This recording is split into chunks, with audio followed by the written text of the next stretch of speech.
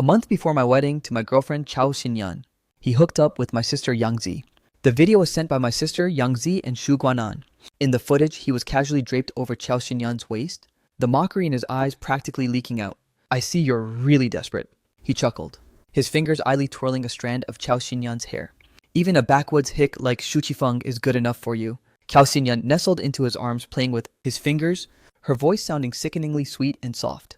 "Obviously I look down on him, but only by marrying him, Anan, can I truly become part of your family. That way I can stay by your side forever." The video cut off right there. I shut the screen in despair, the room pitch black. Only the eerie dim light of my phone illuminated my ghostly face. My throat felt like it was clogged with waterlogged cotton, aching with a suffocating pain. I clamped my hand over my mouth, but a sob still leaked through my trembling fingers. It echoed through the empty room, sounding utterly pathetic. "It's him again, Xu Guanan. He has to snatch everything I have. He stole the parents who were rightfully mine. He stole the cherished dreams of my childhood. He stole the fiancé I thought I would spend the rest of my life with. I was the one who was supposed to be the son of this house, sharing their bloodline. Yet ever since I was brought back at 15, I felt like a beggar crashing a lavish banquet, wearing a suit that didn't fit, watching them in their happy harmony, feeling totally out of place. I was always just an unnecessary bystander. Since I was never needed here, maybe it's time I just vanished for good." The thought wound around me like a poisonous vine, choking me until I could barely breathe, yet bringing a strange self-destructive sense of relief. With shaking hands, I scrolled through my contact list until finally, I dialed the number that was practically burned into my soul. Amo's familiar, weathered voice drifted from the other end, heavy with the distinct accent of the Yungui Mountains. "Qifeng kid, why are you calling at this hour?" The moment I heard Amo's voice, the dam of all my suppressed grievances was about to break. I inhaled a jagged breath, my nails biting deep into my palms, using every ounce of my remaining strength just to keep my voice steady. "Mo, can you brew me a concoction? You're sick." Amo's voice went rigid instantly. "It's not medicine to cure me." I closed my eyes, tears sliding silently down my cheeks. "I need a death-feigning poison." A deathly silence hung on the other end of the line. After an eternity, Amo finally spoke, his voice heavy as if crushed by stone. "Qifeng, tell Amo what's going on. That poison takes a brutal toll on the body. I'm not kidding. Are you really hell-bent on taking this path?" I gripped my phone, my knuckles turning deathly white. Yeah, was there really no other way? If I'd known that reconnecting with my roots meant being shoved from a warm nest straight into a frigid cage, back then, when Amo tearfully pushed me into that car, I should have fought to jump out. "Amo," my voice cracked, straining to hold together. "If I'd known coming back would hurt this much, I should have just clung to your side in the village no matter what." Amo went silent. I could practically picture it, him wiping away tears on the other side. After a long time, he released a ragged sigh, that sigh heavy with helplessness and heartache. "It'll take a month to brew that concoction. It requires rare herbs found only on the mountain behind the village. Not easy to forage this time of year. I'll have Shiwei deliver it the moment it's ready. Qifeng, don't you dare do anything reckless this month. Do you hear me?" I managed a weak yes, and I wanted to say more, but the dressing room curtain behind me swished open, with a sharp sudden yank. I froze, my entire body locking up, and instantly cut the call, shoving the phone into my pocket, with a speed that whipped through the air. "This suit really suits you, Chao Xinyan." Her honey-sweet voice chimed from behind. She slid her arm naturally around mine, gazing into the mirror. "I just want to hide you away, so that only I can see you. You'll belong solely to me." The clerk, watching in awe, chimed in with well-timed flattery. "Mr. Shu, you and Miss Kiao are truly a match made in heaven. This suit you're wearing, it was custom designed by Miss Chow, wasn't it? The fabric and tailoring are absolutely world-class. Just a moment ago while you were trying it on, Miss Chow was pacing outside, anxious as could be. She kept asking us if you were done yet, terrified you might just vanish. She's absolutely head over heels for you." I raised my eyes, staring at that face in the mirror, dripping with feigned devotion. A wave of nausea churned violently in my gut. My lips, refusing to be controlled, curled into a mocking smirk. Everyone in Jiangcheng know that the Chao heiress Chao Xinyan loves me to the bone. I too once believed it with every fiber of my being. If not for that video Xu Guanan sent me, I probably would have spent my entire life living inside the lie he meticulously spun. Never in a million years would I have believed that such deep affection could be acted out so convincingly, so stomach-churningly well. I subtly nudged her off me with my elbow, my voice sounding weary. "I'm wiped from all the standing." Chao Xinyan immediately clung to me, brimming with feigned pity, her tone thick with self-reproach. "It's all my fault. I was too distracted by looking at you. Let's go. I'll take you back to rest." In the car on the way back, she kept a death grip on my hand. That warm, soft touch that once brought me such peace now just felt sickeningly sticky. She turned to look at me, her voice sugary enough to drip with honey, possessing the patience of a child. "A new dessert shop opened in the west side of town. I heard it's divine. I bet you'd love it. Let's head over and check it out now. I hesitated, just about to refuse, when she added, her eyes gleaming with excitement. That bakery's strawberry shortcake is their signature. Don't you love strawberry cake more than anything? My heart felt like it had been pricked by a jagged needle. I don't even like strawberries, and I don't care for cake either. Back when I first joined the Shu family, I did show interest in strawberries, because back in the village I'd never laid eyes on such stunning bright red fruit. But I soon realized Shu Guanan craved them too. Every time I reached for a strawberry, he'd be hovering nearby, voicing in a tone loud enough for everyone to hear. Spitefully, if certain people hadn't shown up, these strawberries would all be mine. No matter how much the family bought, he always acted like I was poaching his stash. Eventually, I just stopped eating them, and from then on, anything Shu Guanan coveted, I subconsciously avoided. Years have flown by, and I've long forgotten the taste of strawberries. Want a taste? Cao Xinyan sliced a piece of cake piled high with strawberries and held it out to me, her eyes brimming with expectation. I stared at the sickly sweet piece of evidence in my hand, my heart turning cold as ice. She only ever remembered Shu Guanan's preferences. I quietly set the cake back on the table and turned to head upstairs to finish packing my pathetic excuse for luggage. Just then, my phone pinged. The WeChat notification cut through the silence. It was Shu Guanan. He sent a photo. He was propped up on the bed, cradling a plate of strawberry cake, smiling at the camera with a smug, triumphant grin. In the background of the shot, you could faintly make out hospital curtains, and the timestamp was exactly when Cao Xinyan rushed off today, while I was out handling urgent matters. I locked my eyes on the screen, my eyes stinging with bitter acid. A suffocating wave of grievance slammed into me. I don't get it. I honestly don't get it. I'm the one with the actual Shu blood running through my veins. Why does everyone's gaze always seem to revolve around that brat Shu Guanan? Truth is, long before Cao Xinyan, the Shu family had already arranged a betrothal for me. The partner was Liang Xinyue, heiress to the Liang group.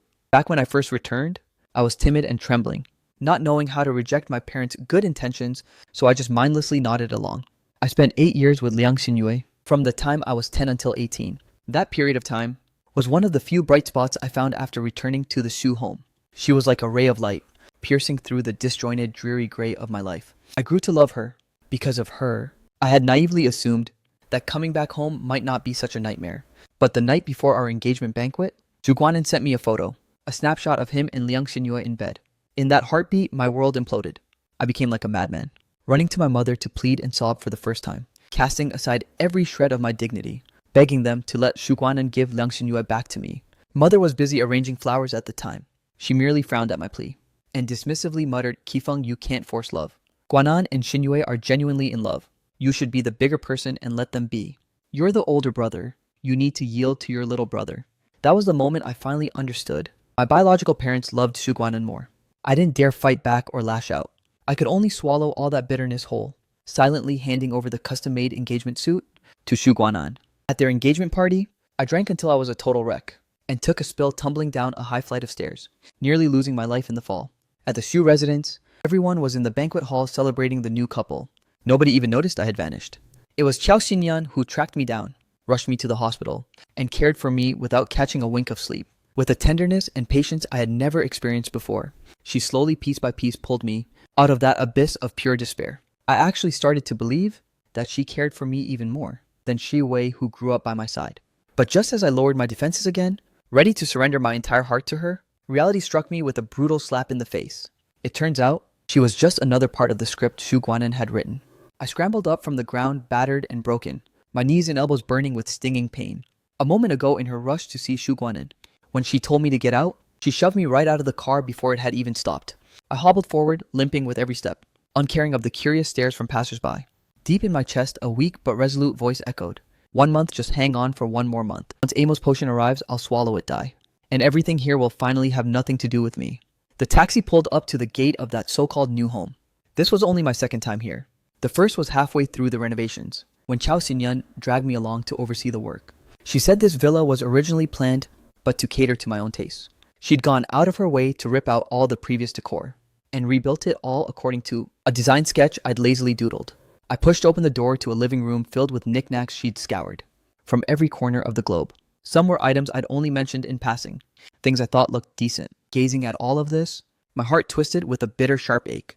In all honesty, Cao Xinyan really used to be wonderful to me. She respected my opinions, cared deeply about my moods, and was willing to spend countless hours just being by my side. She seemed to have the uncanny ability to peer into every hidden, unspoken thought I harbored, without me needing to say a word. She could pinpoint exactly what I was feeling. Every holiday, she'd meticulously prepare thoughtful gifts. She never once went through the motions, and would even indulge my most childish, quirky habits, joining in with me to just let loose. Sometimes I find myself spiraling into thought, if only Xu Guanan hadn't leaked that footage. If only she could have kept up the charade for a lifetime, how blissful that would be. Even if it were all just a twisted performance, that sliver of counterfeit warmth would have been enough to keep my frostbitten heart clinging to a shred of life. I let out a bitter, jagged laugh, shaking off those delusional, impossible thoughts. I stepped into the bedroom, where the room was suffocatingly cluttered with the influx of my new possessions. Perhaps the Xu family felt a twisted sense of guilt, or maybe they were simply terrified I looked too pathetic and stained their pristine reputation. So they never skimped on the material luxuries. Designer labels and gaudy accessories crammed every inch of the walk-in closet.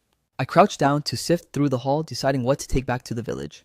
These flashy garments, I'd likely never have the chance to wear them again. I stashed some portable gold jewelry and watches deep into the hidden false bottom of an inconspicuous suitcase.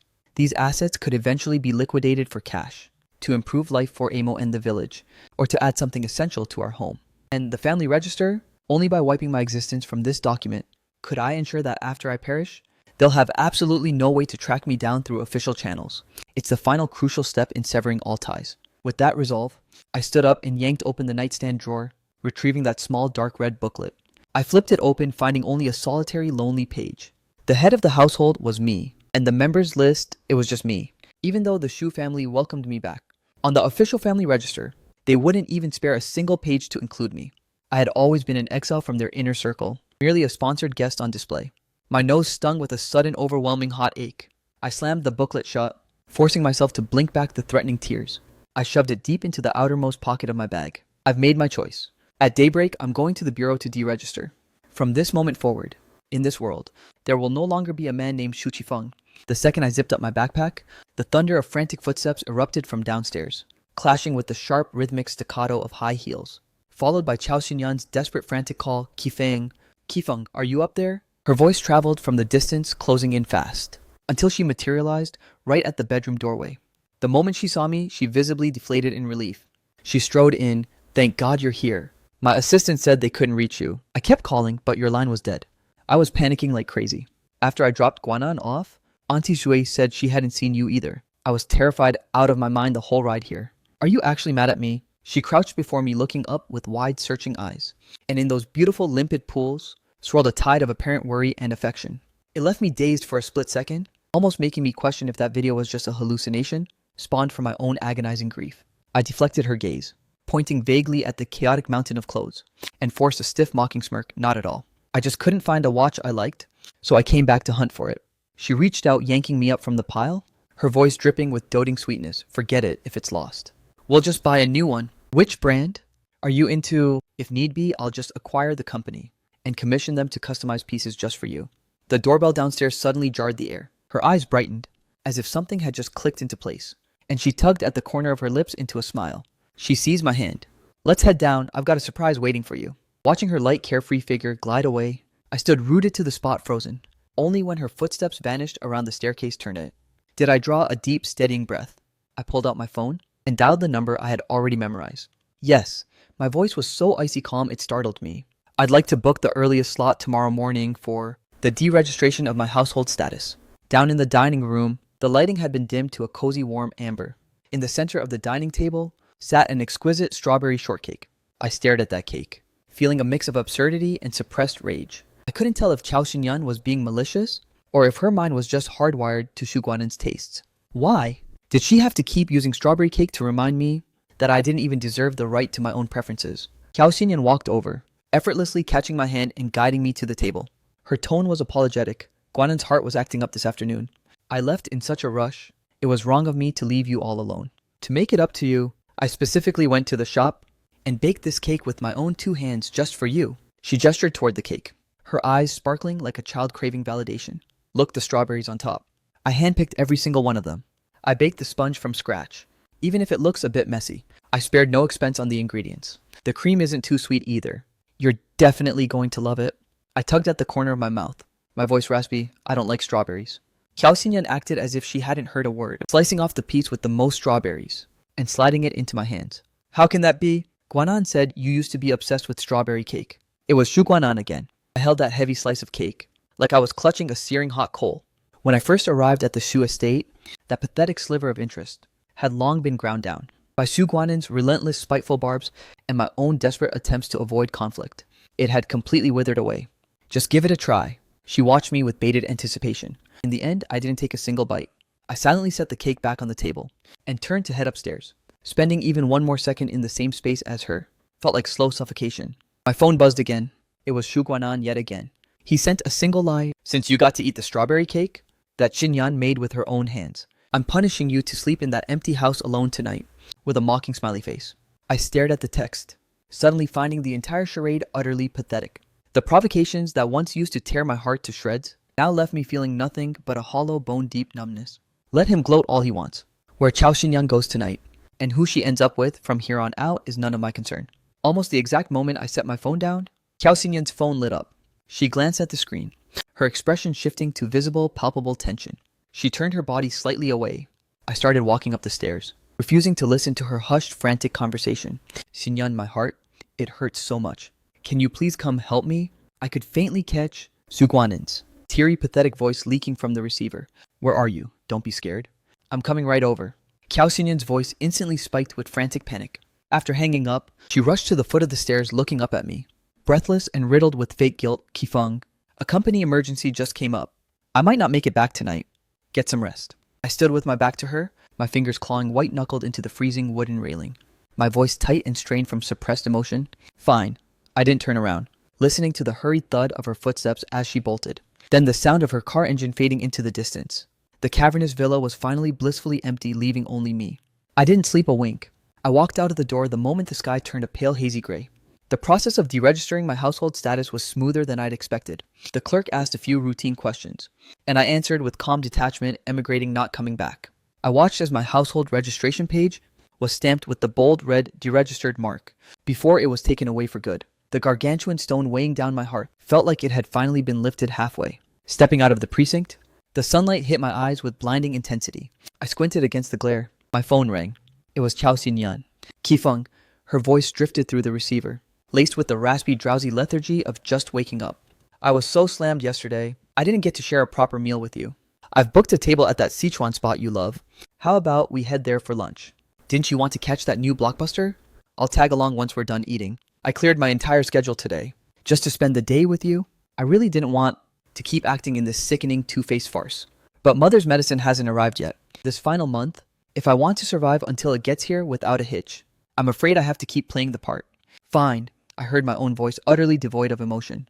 The food at the Sichuan place was lethal. So fiery it made my eyes well up. After lunch, she really did accompany me to the movie. Standing in the sprawling queue at the popcorn stand, I clutched the movie tickets, my mood strangely eerily calm. Chao Xinyan tilted her head to look at me, her eyes dancing with a teasing glint. I thought you guys weren't into popcorn. I instinctively deflected her gaze and stayed silent. I just grabbed the largest bucket of popcorn and made a beeline for the theater. Xinyan, a voice infuriatingly, nauseatingly familiar, rang out from behind us. I faltered for a heartbeat, then smirked with icy disdain. As expected, Su Guanan wouldn't let me have a single moment of peace. Whatever. I picked up my pace and kept walking. Whether Chao Xinyan stayed to watch the movie or not meant nothing to me. I could sit through this film just fine on my own. I'd barely taken 2 steps when a thunderous, deafening explosion shattered the air behind me, followed instantly by a colossal force, slamming violently into my back. The screeching of the crowd instantly drowned out everything. I was sent hurtling forward, completely out of control, smashing heavily against the glass display case beside me. The sound of shattering glass was jarringly crisp. Jagged shards sliced through my hands like knives, and a searing, burning pain radiated across my cheek. In a heartbeat, the metallic tang of blood mixed with the cloying sweetness of popcorn flooded my senses. My vision flickered to black. My internal organs felt like they were twisting, the agony forcing me to curl up on the floor. I couldn't catch my breath for what felt like an eternity. Through the blinding agony, I struggled to lift my head toward the explosion's epicenter. It was that popcorn machine, and right there beside it, Chao Xinyan was in a protective stance, shielding someone beneath her body. That person was Shu Guanan. Her own back was a chaotic mess of debris, her white shirt shredded to pieces, revealing raw bleeding gashes. And beneath her, Shu Guanan, apart from the sheer shock, seemed completely unscathed. They were several meters away from me. It turned out that the moment the blast ripped through the air, the force that violently shoved me away came from Chao Xinyan. She shoved me aside, and then threw herself over Su Guanan. My heart felt like it was being crushed by an invisible iron grip, trembling from the sheer agony. It hurt 1,000 times more than the wounds on my body. Firefighters and medics arrived in a flash. As they hauled me onto the stretcher, the pain racking my body peaked. Every single cell in me was screaming.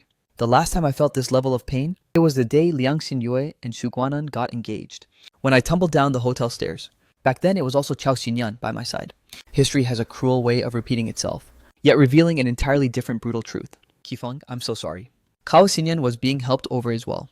Her face was deathly pale, her body battered with wounds, yet she looked at me first. Her gaze was swimming with such raw guilt and distress. Everything happened so fast. I could only shield one person.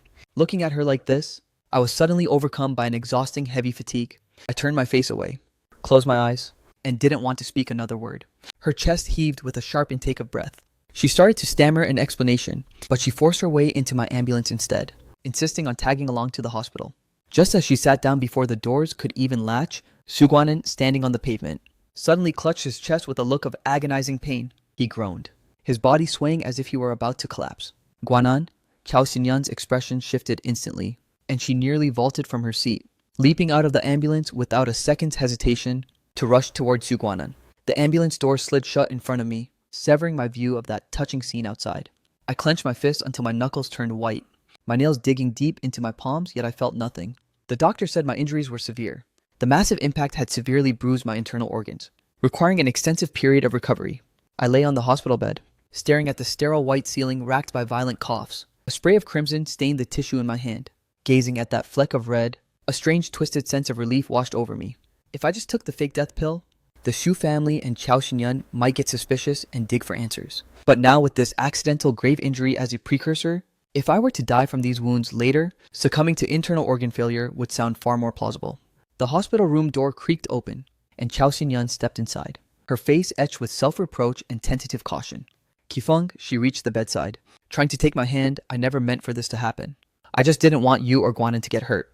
I just didn't want Xu Guanan to be hurt. I cut her off, my voice wispy and ghost-like from my weakness. Yet the chilling frost in my words was unmistakable. I used to think she treated me so well that even when she did things that deeply hurt me, as long as she offered a sincere apology, I would always soften and forgive her. But this time no. Chao Xinyan froze, her eyes instantly turning red. I'm so sorry. I shouldn't have pushed you so hard. I should have protected you both. Everything happened so suddenly. I didn't have time to react. I lowered my gaze, feeling a hollow wasteland in my heart. The crux of her apology was that she shouldn't have pushed me so hard. She didn't have even the slightest sense of remorse for choosing to save Xu Guanan and shoving me aside in a life or death moment. Exactly, she got close to me, purely to have a legitimate excuse to get near Xu Guanan. I was nothing but a stepping stone, a disposable tool. Who cares if a tool gets damaged? I struggled to pull my hand from her grasp. Closing my eyes in exhaustion, I'm not blaming you. I'm just drained and want to sleep. Chao Xinyan watched me, and eventually she held onto the other hand resting outside the blanket. Her voice soft, go ahead and sleep. I'll stay right here and watch over you. I'm not going anywhere. I honestly had no energy, nor the appetite to play along with her deep-seated drama. This sleep was incredibly restless, filled with nightmares of demons clawing at me to drag me under. I ran for my life, but I couldn't escape them. Finally, I dreamed my fake death had failed, and I was exposed on the spot by Chao Xinyan and the Shus. They circled around me, wearing sneers of ridicule and malice, calling me a toad lusting after a swan, mocking me for being calculated and shameless. I jolted awake, my forehead drenched in cold sweat, gasping for air. Did I have a nightmare? Chao Xinyan immediately leaned over, gently wiping my forehead with a warm towel. Her touch soft, don't be afraid. I'm here. I looked at her face brimming with concern, steadied my nerves, and pushed her hand away. I'm fine now. It's getting late. You should head back and get some rest. She, however, didn't budge, continuing to meticulously dab the sweat from my brow. With an injury this severe, how could I possibly leave you here in the hospital? She paused, her gaze drifting back into the past. Do you remember 3 years ago, the time you fell down those stairs? You were so badly hurt. Yet you didn't even let out a peep. Even the doctor praised your incredible grit. Back then, I remember thinking, you must have endured so much agony to be this stoic. I swore to myself, if only I could care for you for the rest of your life. I would never let you suffer another day.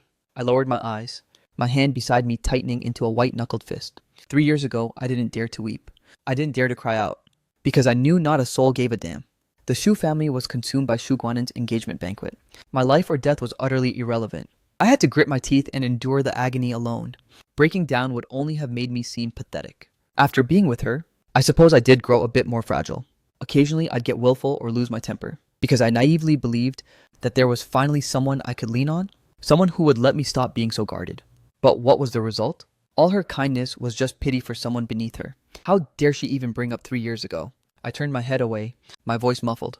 Isn't this suffering today a gift directly from you? Qiao Xinyan's expression stiffened, a flicker of shame crossing her eyes, instantly buried by an even deeper wave of remorse.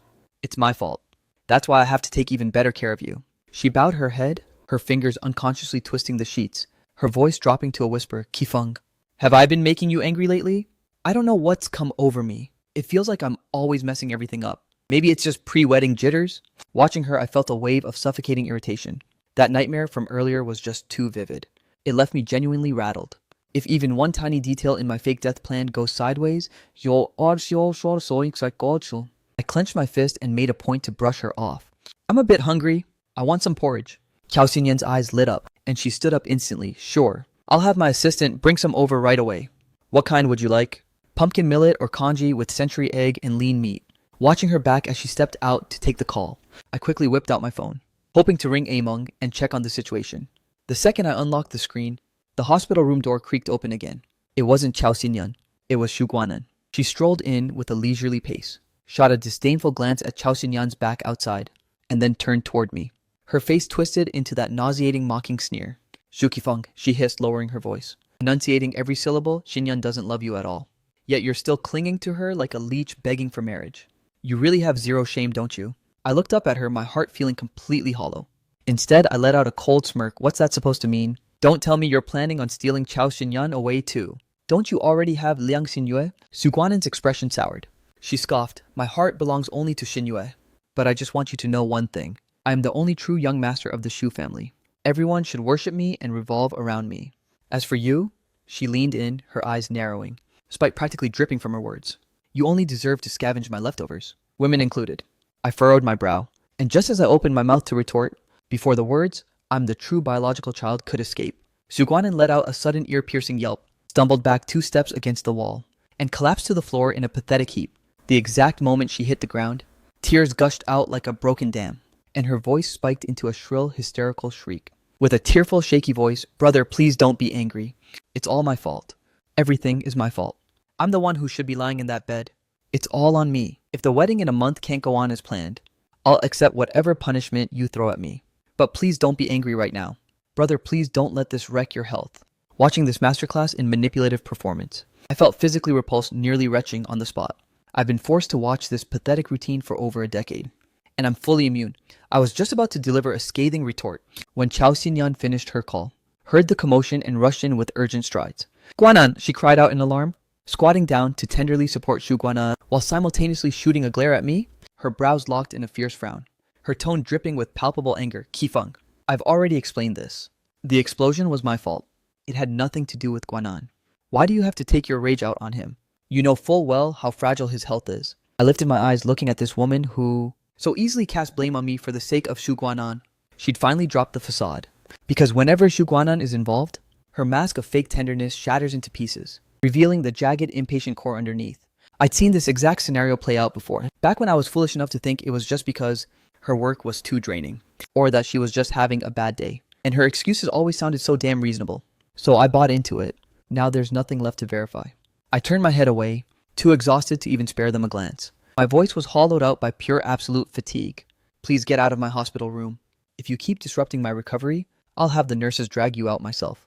Qiao Xinyan's face darkened, as if she were preparing to justify herself. But Zhu Guanan, standing right beside her, clutched his chest, his complexion turning ghostly white, his breathing spiraling into ragged gasps. Xinyan, I can't breathe. Chest pain. Qiao Xinyan immediately spiraled into panic. She shot me a vicious, hateful glare, filled with blame and resentment, yet utterly devoid of any real concern for me. Carefully supporting Xu Guanan, she cooed, Don't be afraid. I'm taking you to see the doctor.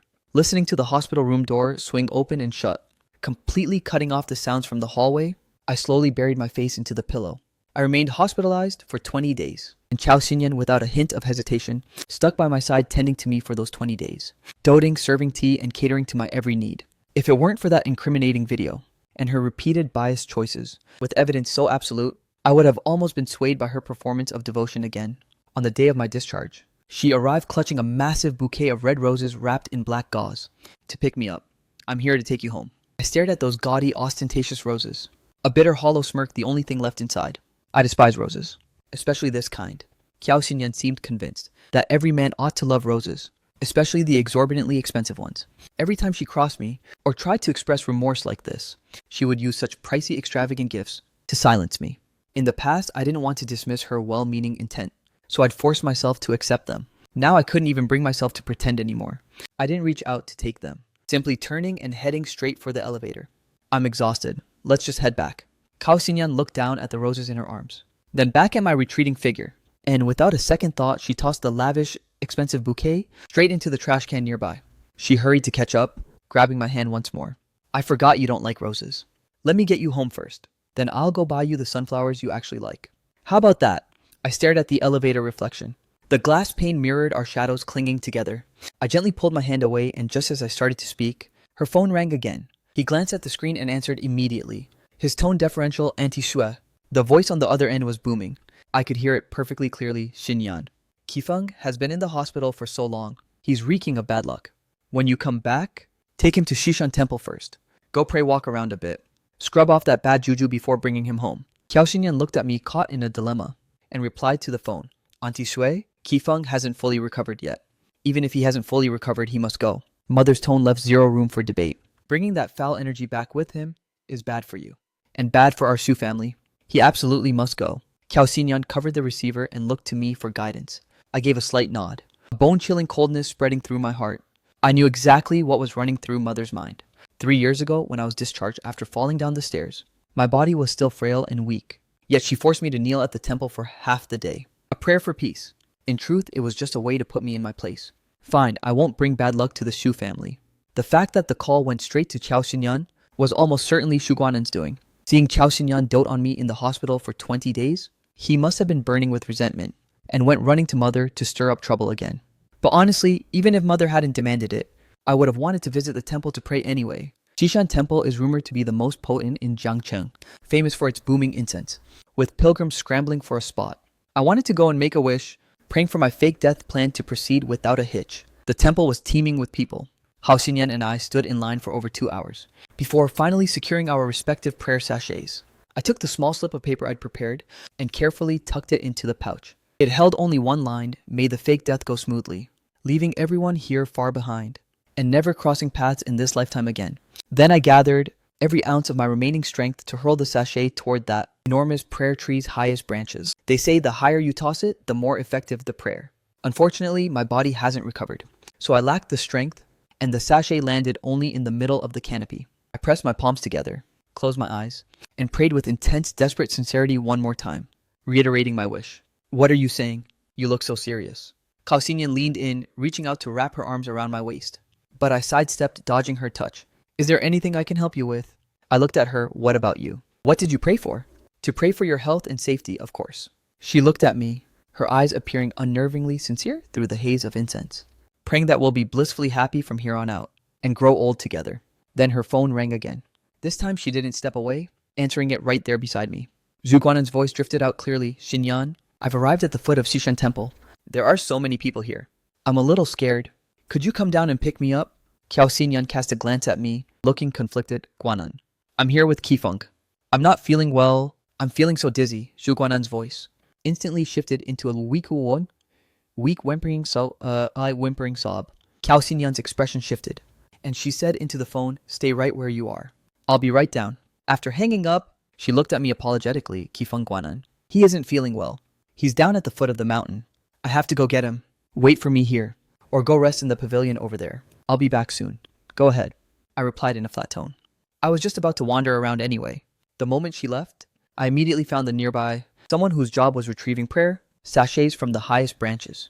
I tracked down a staff member, slipped them a handful of cash, and pointed to the sachet Qiao Xinyan had hung. "Please, could you help me get that one down?" The sachet was in my hands in moments. I retreated to a secluded spot and pried it open, extracting the neatly folded slip of paper inside. I unfolded it to find Qiao Xinyan's elegant handwriting. It contained only one line: "May Guanan's wishes come true, and may he find lifelong happiness." There was no mention of me, not even a whisper of us. Only Shu Guanan. I let out a low, brittle laugh, and as I laughed, tears welled up and spilled down my cheeks in heavy, uncontrollable drops. It didn't matter if I destroyed this thin piece of paper. Very soon her wish Concerning Shuguanan would likely manifest, while the part regarding us would never exist. 2 hours later, Qiao Xinyan called, her voice breathless and laced with clear-cut anxiety. Qifeng, I'm so sorry. The company has a sudden crisis, and I have to rush back to handle it immediately. I'm sending my assistant to pick you up. Please don't try to leave on your own. Just wait for my assistant at the exit, okay? I gripped the phone tightly, staring at the mountain peaks fading into the distance. My voice was devoid of emotion. Work comes first. I can just hail a cab back, it's fine. Her tone was resolute. That area is too isolated. Taxis aren't safe. You wait for my assistant, you must wait for them. I didn't argue further. I was just planning to head back to the villa anyway, to pack up the last of my things and ship them off. A little sooner or a little later made no difference. Fine, I'll wait at the exit. After hanging up, Zhuguanan's WeChat message arrived right on cue. It was just a single photo. The background was the pavilion at Xishan Temple. He was intimately pulling Qiao Xinyan into his embrace, while she kept her head slightly bowed, wearing a shy, sweet, and sugary smile. He was still holding the prayer sachet from earlier, with a biting caption attached to the photo. So what if she stayed with you for 20 days? All it takes is one word from me, and she'll drop you in a heartbeat to be with me. Shu Qifeng, you'll always be the backup. A total joke. I knew he was baiting me. I knew this whole thing was a charade. Yet the crushing weight of being discarded, the humiliation of being the inferior choice still cut deep, trailing behind me like a shadow. I white-knuckled my phone, then forced my fingers to release, shoving it back into my pocket, refusing to look again. By the time the assistant arrived, the sky had bruised to a dark purple. Once in the car, a tidal wave of exhaustion hit me. I slumped against the seat back, and within moments I drifted into a hazy, restless sleep. It was a fitful slumber. I kept feeling like someone was screaming my name, the voice fading in and out of reach. Mr. Shu, wake up. It's bad. I was jolted awake by the assistant's panicked screech. I blinked, eyes hazy and disoriented. The road ahead has collapsed. We're trapped in the middle of the pass. The rain is too heavy. The assistant's voice was wet with tears, gesturing wildly at the window. I pressed my face to the glass to look, and my heart took a violent, sickening dive. It had been clear skies when we arrived, but now it was a ferocious torrential downpour. The night sky was pitch black like spilled ink. The mountain road just ahead had suffered a massive gaping collapse. A mudslide churning with debris and rain was surging down the mountainside, completely sealing off the path ahead. Our retreat was blocked by falling rocks too, effectively stranding us in the middle of nowhere. Did you call the police? My voice sounded raspy and dry. I did, but we're too far from the city. And with this storm, there's no way the police can reach us anytime soon. The assistant's voice sank lower, thick with raw, suffocating despair. If we can't hold out until help arrives, if we can't hold out, we're going to die here. The sheer reality of it sent a shiver down my spine. I stared out the window at the raging storm and the boulders cascading down. The shadow of death had never felt this suffocatingly real. If I was truly fated to perish here, I gripped my phone, the screen lighting up my contact list. I scrolled slowly, and my finger against my better judgment stopped dead on Qiao Xinyan's name. I hesitated for an eternity before finally hitting call. The ringing tone echoed a few times, and then it was picked up. Her voice came through, the background noise buzzing with static, as if she were out in public. Qifeng, did you get home yet? I opened my mouth to speak, my voice hitching, shattered by sheer terror. Just then, another voice cut through the call with chilling clarity. It was Shuguanan, cooing with a sickening, needy pout. Xinyan. Are the noodles ready yet? I'm so hungry. Qiao Xinyan immediately cooed back almost. Just a second. Then she addressed the receiver again, her tone laced with a faint, barely concealed annoyance. Qifeng, what is it? Guanan's got something going on here? I need to look after him. I'll head back later. Just go get some rest. Rain hammered against the car roof like thunderous applause, and the roar of the encroaching landslide grew deafening. My assistant was white as a sheet, paralyzed by terror. The sheer dread of death, intertwined with the icy sting of being cast aside by her again, a desperate hollow anguish, choked the air right out of my lungs. I summoned every last shred of my strength, my voice fracturing, tears spilling over. I was practically sobbing. Qiao Xinyan. If I die, I couldn't even finish the sentence. Then, a blast far more earth-shattering than any explosion erupted from the back corner, followed instantly by the gut-wrenching roar of a collapsing mountain. The car we were in was violently slammed sideways by an unstoppable, crushing force. In an instant, the world flipped upside down. My phone slipped from my grip and went flying, vanishing into some dark, unreachable crevice. It's over. The road has completely collapsed. We're finished. The car is going to be buried. The assistant scrambled over from the front seat, their face a mask of mud and desperate, sobbing tears, clinging to my arm with a death grip, babbling incoherently. And from my phone lying lost somewhere in the debris, the receiver faintly broadcasted, Qiao Xinyan's voice rising in a sudden, sharp pitch. Qifeng, what's happening? What's that noise? Where are you? Tell me where you are. But instantly, those voices were devoured by the terrifying roar of the landslide. overwhelmed by the screaming and the incessant intrusive cries of Xu Guanan. Xinyan, save me. My chest hurts so bad. I can't breathe. Then came Chao Xinyan's frantic, tear-choked reply. Guanan, don't scare me like this. I'm taking you to the hospital right now. Hold on. Then the call was seemingly hung up in a rush, or buried beneath the suffocating mud, leaving nothing but total silence. I lay inside the overturned car, feeling the sludge slowly seeping in through the cracks, listening to the relentless rumble of the mountain collapsing outside. Suddenly, I didn't want to fight it anymore. Let it be. After all, nobody cares if I live or die. Once again, without a shred of hesitation, she had chosen Xu Guanan. I closed my eyes, waiting for the end to descend. My consciousness drifted through the cold darkness and suffocating agony. Who knows how much time had passed, when the piercing whine of heavy machinery sliced through the chaos. A harsh blinding light cut through the gloom. The feeling of being entombed in freezing mud was replaced by a violent pulling sensation. We got him out. He's still breathing. Quick, get a stretcher.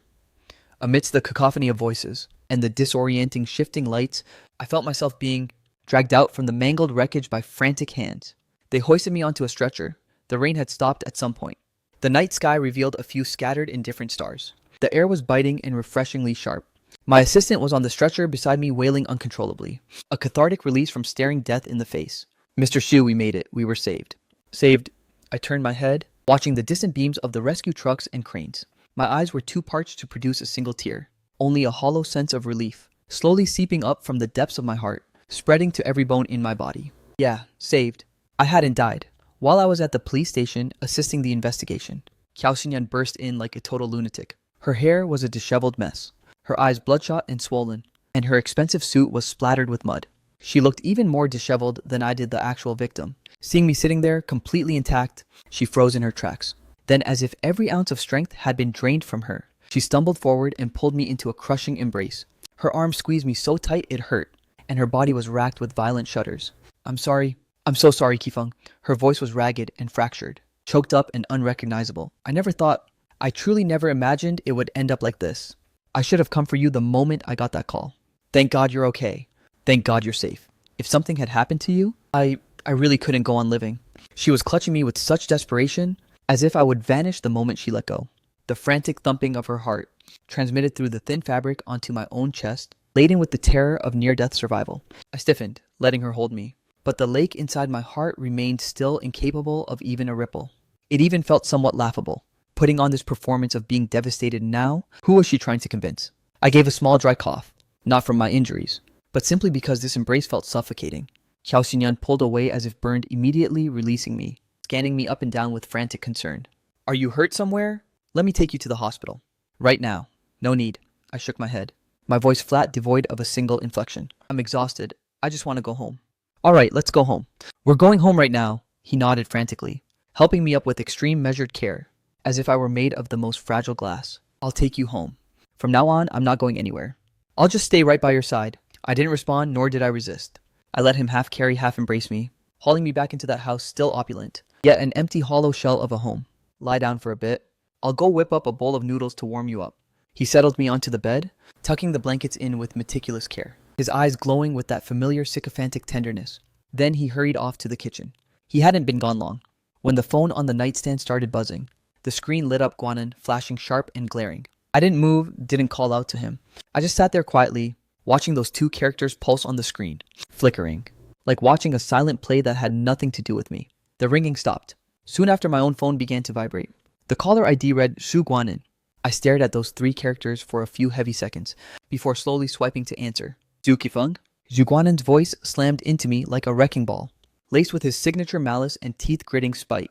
You think you can pull this sob story, this theatrical stunt of nearly getting buried in a landslide, to shackle Xinyan to your side, and force her to marry you on schedule?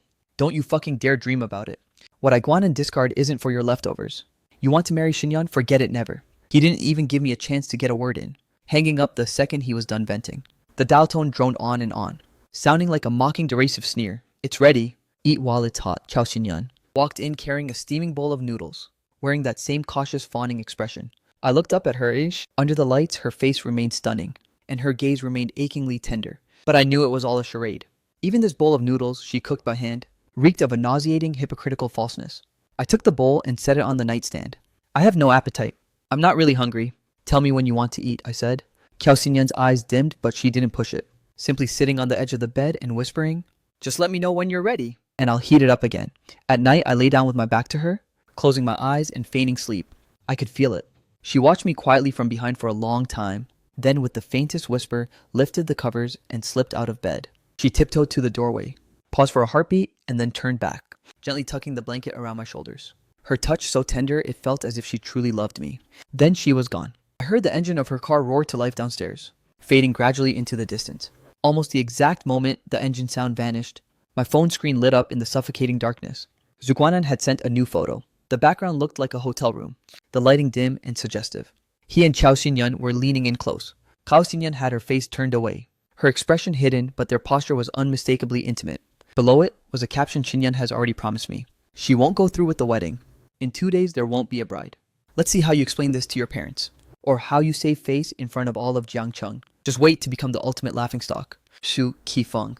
I stared at that photo and those words, and the very last ember of hope remaining in my heart flickered and died completely. Fine, this makes my exit much cleaner. I dialed Shi Wei's number. He had arrived in Jiangcheng that afternoon, waiting in the shadows for my signal.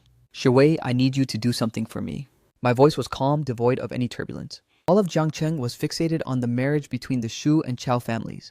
The scale of the wedding was being hailed as the wedding of the century, with even relevant authorities coordinating, arranging for a live broadcast of the event, while every major media outlet swarmed to cover it. The hotel auditorium bristled with long lenses and shutterbugs. 8 a.m. I sat before the vanity mirror, surrendering to the makeup artist and stylist. I tugged at the corner of my mouth, and the man in the mirror offered a slightly bashful, blissful smile, a masterpiece of deception. While the stylist went to grab the headpiece, and in the brief moment, my other stylists turned their back to fix my cuffs, I moved with lightning speed. Popping the pill, Shi Wei had quietly slipped me into my mouth, and swallowing it silently with the water already at hand. The pill was tiny, sliding down my throat with a strange medicinal bitterness. At 9:30, the wedding motorcade departed on schedule, rolling majestically toward the Chao estate. Following the itinerary, I was supposed to collect my bride from her family home, but the Chao gates were bolted shut. No matter how hard the groomsmen pounded, throwing red envelopes and sweet talk, there was nothing but silence from within. I stood at the front of the crowd, draped in a pristine white suit, clutching an exorbitantly expensive bouquet, keeping my face frozen in a perfectly indulgent, slightly exasperated smile. Internally, I was counting down every agonizing second. It's 10:30 now. The door still hasn't opened. The onlookers started whispering amongst themselves, and the live stream keenly captured this bizarre, unforeseen twist. I didn't say a word, just signaled to my groomsmen and the procession behind me, then turned calmly toward the wedding car. "Qifeng?" an elder asked, bewildered. I pulled the car door open and slid inside, my voice drifting out through the lowered window, steady as ever to the hotel. Xinyan must be planning a special surprise for me. We'll just wait for her at the ceremony site. The motorcade veered off, heading toward the hotel. 11 a.m., I appeared at the entrance of the hotel hall. The guests had mostly arrived, and under the opulent crystal chandeliers, my parents sat at the head table, their expressions dark. Zhuguanan didn't show, or perhaps he didn't dare. I faced the barrage of stairs all on my own, and as the wedding march played, I stepped steadily toward the center of the stage. The MC was clearly rattled, but his professionalism forced a strained smile as he spewed filler lines to stall for time. 11:30 a.m. and Chao Xinyan still hadn't surfaced. The murmurs in the hall had escalated into blatant cutting gossip. My father's face was stone cold, while my mother was a portrait of anxiety and humiliation. The live stream cameras repeatedly swept across the vacant bridal aisle, then panned to the lone figure on stage, a groom standing with haunting rigid isolation. I seemed deaf to the noise, just lowered my gaze slightly, with a serene, gentle smile playing on my lips. My eyes were fixed on a point in the void, as if waiting patiently or perhaps completely zoned out. 11:40 a.m., that familiar suffocating ache bloomed in my chest. My throat tightened as if gripped by an invisible hand, and my limbs began to turn rigid, an icy numbness creeping outward from my fingertips. They had warned me the drug's effect would simulate internal organ rupture and violent blood vomiting symptoms, a truly terrifying spectacle, though the actual damage to my vitals would remain controlled. The only condition, to ingest the antidote he prepared in time. My mind would stay fully lucid throughout the process, but my body would become completely uncooperative. Time's nearly up, 11:58 a.m. The entrance to the hall suddenly erupted in a minor commotion. A figure in white, dragging a gown dripping with crushed diamonds, came dashing in completely out of breath. It was Chao Xinyan. She had run here in a desperate hurry, her hair slightly disheveled, fine beads of sweat shimmering on her forehead, her expensive makeup smudged from the exertion. Yet it didn't dim her beauty one bit. Instead, it gave her a raw, breathtaking vitality. Every single eye and every camera lens instantly locked onto her. Her gaze locked onto me in the center of the stage, her eyes lighting up in a sudden intense flash, as if she had finally found her sanctuary. She drew a jagged breath, steadying her nerves, and amidst the resurgence of the wedding march, she walked toward me step by step, approaching the stage. She finally stood right before me, breathless and heaving, looking up at me. Her eyes were glistening with unshed tears, filled with apology, the relief of having me back, and a thick, undeniable swirling affection. She reached out, gripping my freezing hand firmly. Her palm was burning, even damp with sweat. Kifeng, her voice, amplified by the mic pinned to her dress and my lapel, rang out with piercing clarity across the entire hall. Laden with breathless sobs, she wept, "I'm so sorry. I'm late." I stared at her. At this face I had traced in my mind for countless nights. The face I once thought I'd spend a lifetime with. A sharp stabbing pain pierced the center of my heart. I couldn't tell if it was the drug or that last flicker of resentment acting up. I parted my lips, wanting to say something, but a violent coughing fit seized me. A sickening sweet warmth surged up my throat.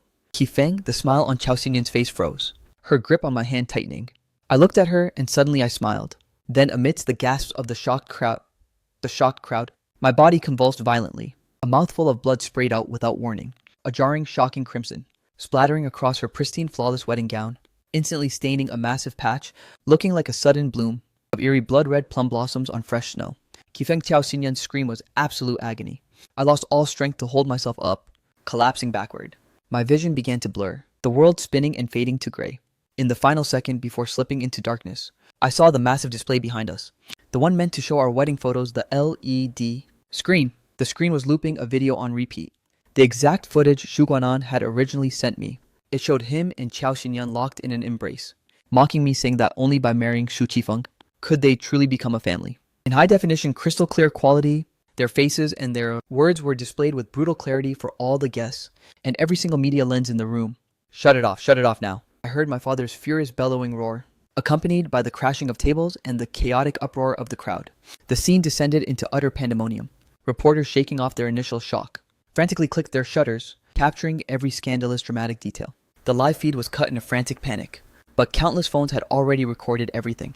Xie Wei had somehow made his way through the crowd, his face pale but his eyes razor-sharp and calm. He snatched the microphone right out of the hand of the stunned, paralyzed MC. His voice cut through the chaos, clear and controlled. "Ms. Kiao, this isn't the time for tears. We must get Kifeng to the hospital immediately.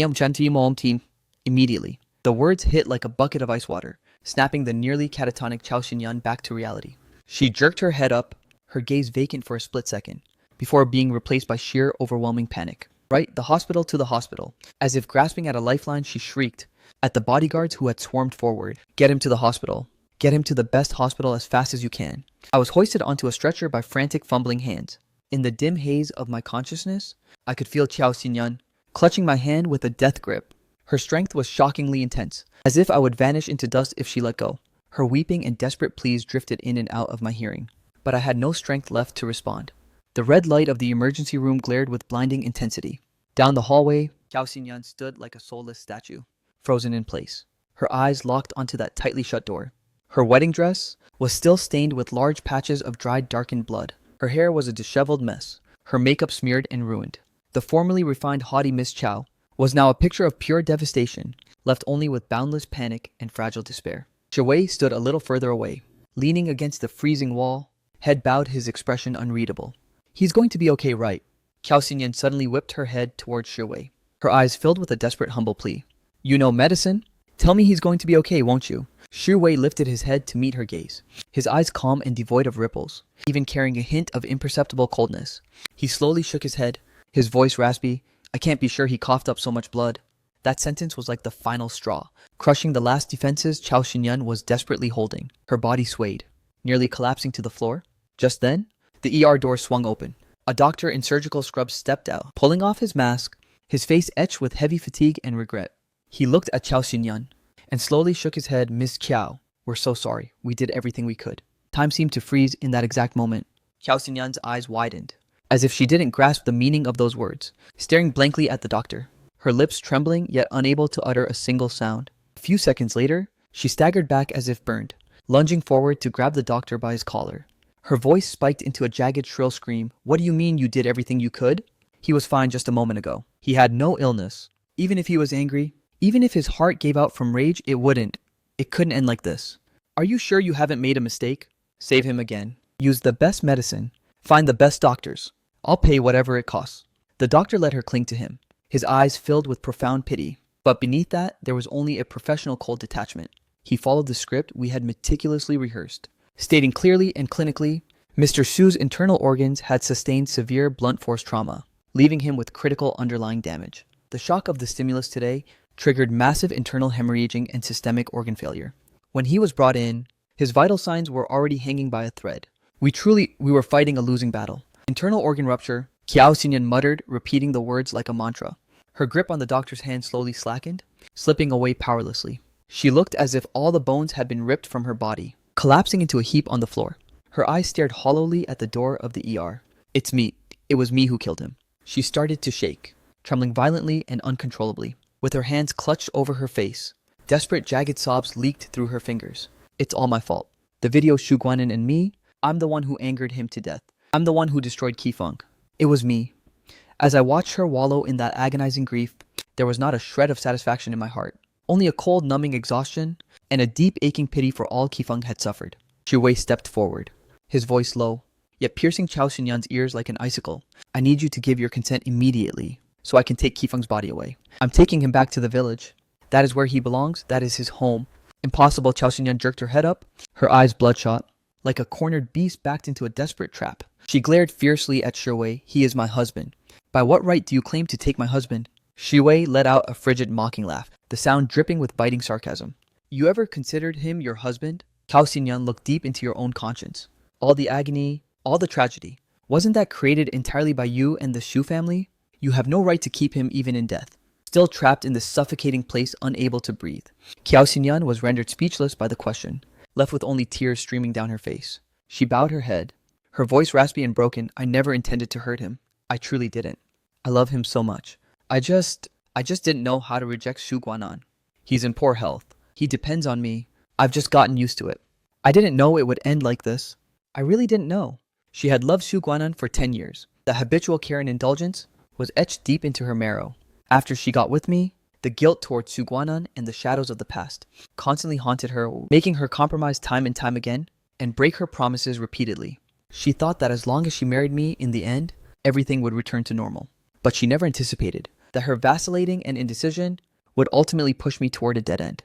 That drunken night she slept with Xu Guanan was an accident, and afterwards she tried desperately to be good to me. Perhaps as a form of guilty atonement, she had tested the waters, discovering I seemed oblivious, and secretly breathed a sigh of relief. She naively believed that incident could be buried forever, until the video was exposed at the wedding. That video, Xu Guanan sent it to Qifeng, didn't he? Kiao Xinyan suddenly grasped a clue, looking up at Xu Wei, her eyes igniting with a twisted fury. Xu Wei didn't answer, just pulling the phone I had left behind from his bag, unlocking it to the chat history with Xu Guanan, then like throwing away trash. He tossed it onto the floor in front of Chao Xinyan. See for yourself. Look clearly at every single day he spent with you, how he suffered through the lies and betrayal of you two. Kiao Xinyan stared at that familiar phone, as if staring at a venomous serpent. She didn't dare to touch it, yet she couldn't tear her eyes away. She could already imagine what was inside. The endless provocations Xu Guanan sent, the screenshots of their A-May and ambiguous conversations, and perhaps something even more grotesque. Finally, with trembling fingers, she picked up the phone. The screen was still lit, stuck on the chat interface with Xu Guanan. As she scrolled up, the words and images in those messages felt like white-hot blades, slowly flaying her already tattered heart to pieces. Every single message was time-stamped, spanning the entire duration of our relationship. Kiao Xinyan's breathing became increasingly ragged, her complexion turning paper white. She finally understood why I would fall into those sudden jarring silences and why I occasionally resisted her. It wasn't that I was dense or that I was antisocial. I was enduring it. Enduring the sight of her and another man right in front of me, performing their deep, loving affection, enduring the agony of having my heart sliced open. And yet she had used her love and kindness to push me deeper into a bottomless abyss. She let out a tortured, wailing cry, violently hurling the phone against the wall. The device shattered into pieces.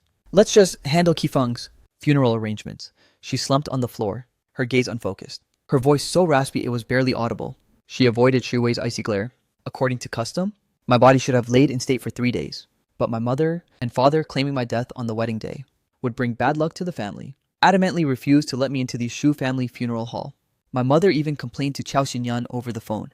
He wanted to die, and he had to die in such a filthy way, dragging Guanan down with him.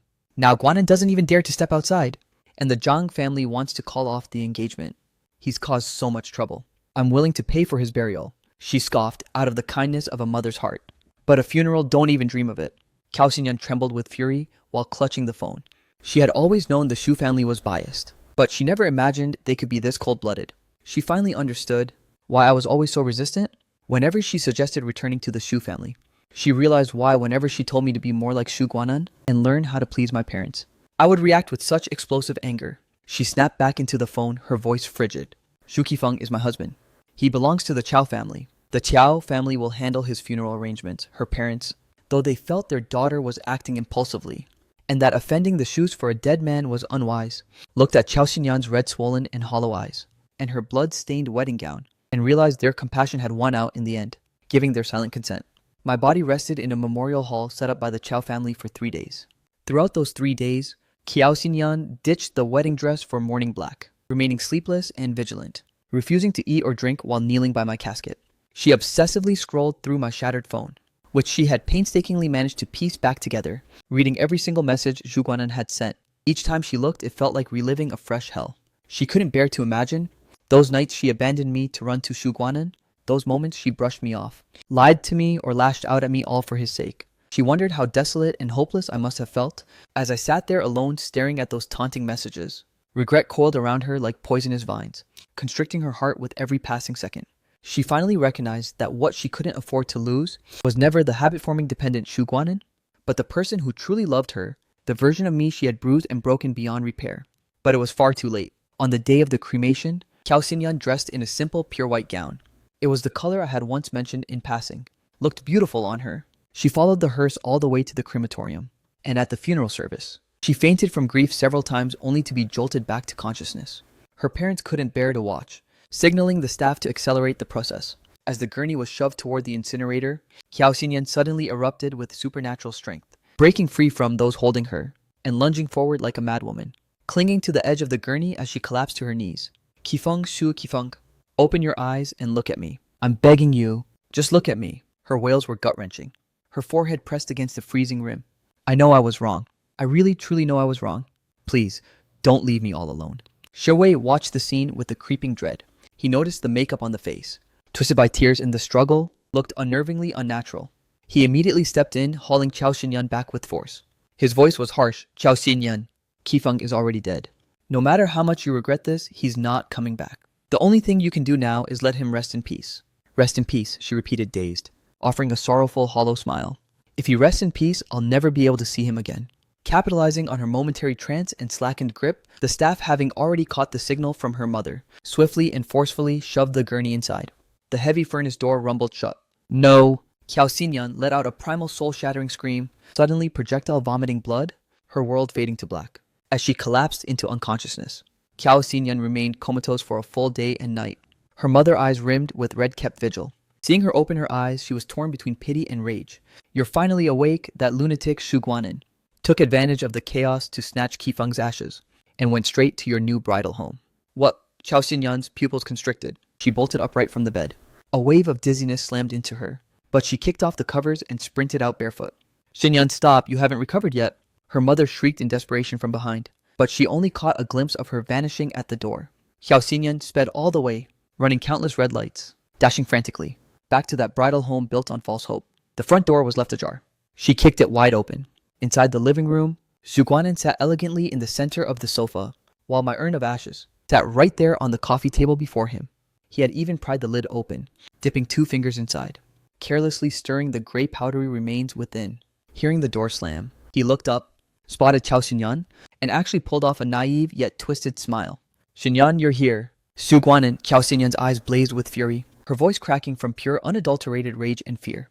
Give me back Qifeng's ashes. Shu Guanan seemed not to hear her roar, casually pinching a bit of ash between his fingers, holding it up to inspect it closely, before blowing it away with a gentle breath. The gray ashen dust drifted through the air, settling onto the pristine floor. Xinyan, how can you be so sure that what's in this jar is even Shu Qifeng? He tilted his head, smiling with eerie menace. That guy was full of deep, twisted schemes. How else could he have almost stolen you away? Right under my nose. Give it to me. Cao Xinyan stepped forward, cornering him, her hand outstretched, her voice trembling with suppressed agony. Give me Qifeng's ashes. Zhu Guanan finally shifted his gaze from the urn to Qiao Xinyan's face, his eyes brimming with obsessive manic fixation. Xinyan, have you really fallen for Shu Qifeng? And what about me? You said you'd love me forever? Because of him. I've become the homewrecker spat upon by the entire internet. A social pariah. Liang Xinyue has called off our engagement, and she's coming back to settle the score with me. My only way out now is marrying you. He grabbed another handful of ashes, flinging them violently into the air. As long as I marry you for the sake of the Chao family, who would dare speak against me? Zhu Guanan, stop! I said, don't you dare touch him. Cao Xinyan watched the scattered ashes falling, her heart being ripped apart with every breath. For that was the very last thing Qifeng left behind in this world. Why shouldn't I understand? Zhu Guanan abruptly surged to his feet, his expression twisted with malice. It's all because of him that I've ended up like this today. Liang Xinyue says I killed Shu Qifeng, and she's coming back to take my life. She is my fiancée. How could she speak up for that bastard? He seemed lost in his own manic episode. Or perhaps he was deliberately trying to provoke her. Qiao Xinyan snatched up the urn, holding it high. No, Qiao Xinyan lunged forward in terror, but the porcelain jar slammed hard onto the marble floor, shattering instantly into pieces. The remaining ashes inside exploded outward, a cloud of dust filling the air, coating the floor, and showering over Zhu Guanan's body. The world seemed to grind to a halt in that instant. Qiao Xinyan collapsed to her knees before the wreckage, staring at the ashes mingled with ceramic shards, her entire body turning to stone. She bowed her head, her shoulders beginning to convulse violently, yet not a single sound escaped her lips. Seconds later, she slowly lifted her head, locking eyes with the man standing there, Zhu Guanan still wearing that crazed manic grin. Then she stood up, walking towards Zhu Guanan step by terrifying step. Zhu Guanan finally saw it in her eyes, a flicker of unprecedented terror. It was the look of madness on the brink of total annihilation. He instinctively recoiled. Xinyan, Qiao Xinyan lunged, clamping her hands tightly around his throat. The strength behind her grip was terrifying, completely unlike a woman who had just been bedridden. I'm going to kill you. She glared at his face, which was rapidly turning purple from asphyxiation. Her voice was deathly terrifyingly calm, yet it was more chilling than any hysterical outburst. Zhu Guanan struggled in vain, clawing at her fingers, kicking his legs wildly, his eyes bulging out, his face shifting from crimson to a sickly mottled purple. For the first time he saw in Qiao Xinyan's eyes an undisguised, pure unadulterated intent to kill. Let go! He managed to choke out through his throat, heavy with pathetic, desperate pleading. Qiao Xinyan acted as if she hadn't heard a thing, her grip tightening around his neck. Just as Zhu Guanan's eyes rolled back and his struggle began to fade, she suddenly, violently released him. Zhu Guanan collapsed onto the floor like a heap of rotting sludge, clutching his throat, gasping, coughing, and retching violently. Snot and tears streamed down his face. Qiao Xinyan didn't spare him a second glance. She turned around, kneeling once more before the pile of ashes and debris, extending her trembling hand, and began bit by bit, gathering what was left of the ashes together, treating them like the most precious treasure on earth. Qifeng, she murmured, her tears finally belatedly flooding down, dripping onto the dust-streaked floor. I'm sorry, I failed to protect you again. From now on, she lifted her head to the gloomy sky outside, her eyes hollow and unnervingly stubborn. I will never let anyone hurt you ever again. No one will ever hurt you again. 2 years later at Yuncheng University campus, the air was thick with the scent of youth. Xiaowei, hurry up. We're going to be late. I held several thick, heavy textbooks, standing beside the tree-lined path, looking back to urge him on in frustration. Not far behind me, Xiwei was walking at a steady, leisurely pace, carrying my thermos and a thin jacket in his hand. Sunlight filtered through the branches and leaves, dancing across his pale, serene face. Hearing my urgent call, he looked up, his smile tender. Why the rush? There's still plenty of time. He quickened his pace, coming to walk right beside me. A breeze swept through, carrying the soothing herbal scent of him. His fingers grazed ever so slightly against the back of my hand hanging at my side. I faltered for a moment, but I didn't pull away. A ripple stirred deep within, a sensation I hadn't even begun to fathom. After dying 2 years ago, I stayed safely in the village for over half a year. I had hoped that peace would last forever. But when the village was zoned for tourism development, and it looked like it was about to get crowded, I feared the influx of people, lest anyone from Jiangcheng discover any clues. So I decided to continue my studies. Xiawei, not wanting to let me go alone, found an excuse to pursue further studies, and accompanied me to this southern city, thousands of miles away from Jiangcheng. Yuncheng is a wonderful place. The climate is pleasant, the pace of life is slow, and the locals are warm and honest. Here I am not the Shu family's son, nor am I Qiao Xinyan's fiancé. I am just an ordinary graduate student named Xu Xiao. Life is simple and fulfilling, attending classes and reading, grocery shopping and cooking with Shiwei, and occasionally dining with friends. The gloom that had weighed on my heart for over a decade seemed to have finally been melted away by the sun here. Daydreaming again. If you're really scared of being late, just run. His voice pulled me back to reality. His eyes held a playful, teasing glint. Though someone here tripped plenty when they ran as a kid. My face heated up and I glared at him. Stop bringing up the past. Seeing the class bell was about to ring, I couldn't worry about anything else. Clutching my books as I bolted toward the teaching building, slow down. Shiwei urged from behind, his voice laced with laughter, and a flicker of tenderness I barely noticed. Still just as cheeky as when you were a kid. I rushed and scrambled, barely making it a split second before the professor walked in, sneaking in through the back door. I collapsed into a seat next to my buddy Chen-Chi, breathless. Scared the hell out of me. Thought you weren't gonna make it. Chen-Chi leaned in, lowering his voice, and secretively slid his phone over to me. Su Xiao. Check out this huge news. That high society heiress from Jiangcheng is coming to our school to give a lecture next week. My breath hitched, my eyes locked onto the screen. In the article's photo, Cao Xinyan was dressed in a sharp professional white suit. Standing at a charity event, she was turned slightly chatting with someone.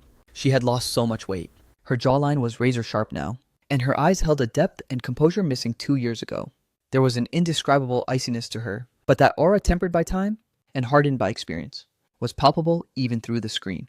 The name Cao Xinyan felt like a stone tossed into a still lake. It didn't stir up a violent storm, but rather a circle that quickly expanded, only to fade back into calm ripples. I thought I had finally moved on. But in this moment, a sudden, inexplicable panic crept into my heart. She'd really been at the peak of her power these past 2 years. The Qiao family was thriving under her leadership, and she was constantly splashed across finance pages and charity reports. But I never expected her reach to extend to Yuncheng, to this quiet, tucked-away university. Is it just a coincidence, or has she discovered something? Are you listening to me? Chen-Chi nudged me with his elbow. You can't skip the class dinner tonight. I already told the senior student you'd be there. I snapped out of it. No dinner, I don't want to go. Chen-Chi immediately pulled a sad face. Bro, help me out here. I've had a crush on that PhD senior for ages, and this is the first chance I've actually had. She said she wanted to meet you. If you don't go, she definitely won't come. I'm begging you. Just do it for your bro's lifelong happiness. She wants to meet me. I was a bit skeptical. I knew of the senior Chen-Chi had a crush on. She was notoriously ice-cold and impossible to approach. Why would she suddenly want to meet me? If you don't go, you're basically killing my chances with her. Chen-Chi stiffened his face, putting on a dramatic ending our friendship act. If you don't, I guess we're finished.